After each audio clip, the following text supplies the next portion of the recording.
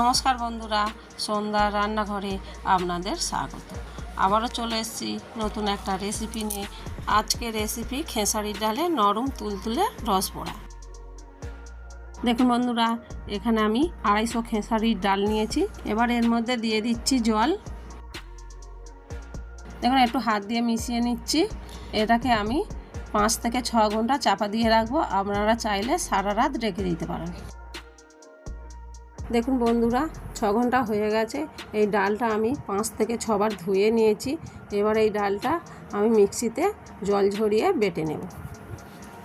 দেখুন সব ডালগুলো আমি বেটে নিয়েছি। ওর মধ্যে দিয়ে দিচ্ছি অল্প নুন।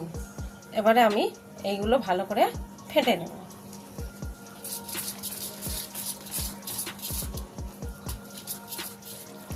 দেখুন এইভাবে ফাটতে ফাটতে যখন দেখবেন সাদা হয়ে গেছে তখন জানবেন ফাটা হয়ে গেছে। দেখুন কেমন সাদা সাদা ভাব হয়ে গেছে, এবার জানবেন ফাটা হয়ে গেছে। আর তাও যদি না বুঝতে পারেন তাহলে একটু জলে ফেলে দেখবেন, ভেসে উঠবে, তখন জানবেন হয়ে গেছে।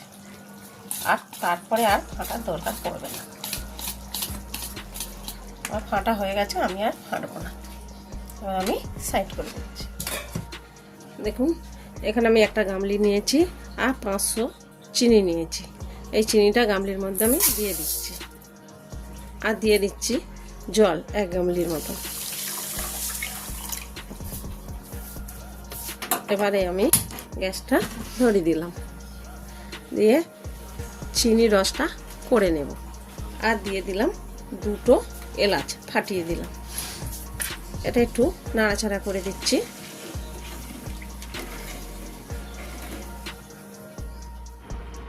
দেখুন জলটা ফুটে গেছে, চিনিটাও গলে গেছে, চিনির শিরাটা তৈরি হয়ে গেছে। এবার আমি এটা চাপা দিয়ে সাইড করে দেব, ততক্ষণ বড়াটা ভেজে নেব।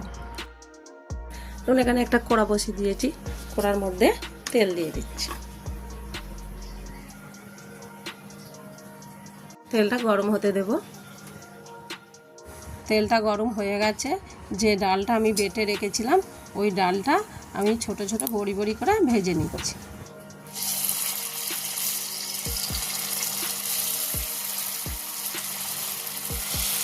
এইভাবে ছাড়তে হবে। দেখুন ছাড়ার সাথে সাথে কেমন ভেসে উঠছে। দেখুন দেখুন এইগুলো উল্টে পাল্টে লাল করে ভেজে নেব। এভাবে সবগুলো উল্টে দেব। এটা যে এই ভেজে আমি রসের মধ্যে দিলে রসটা এর ভিতরে ভালোভাবে ঢুকে যাবে। দেখুন কত সুন্দর লাল লাল ভাজা হয়ে গেছে। এবার তুলে নেব।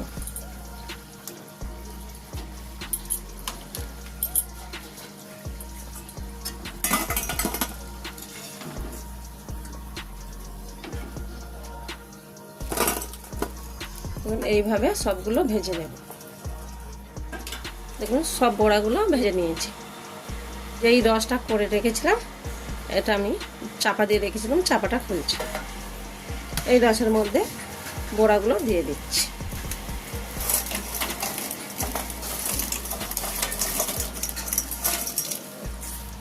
এইভাবে চেপে দিচ্ছি।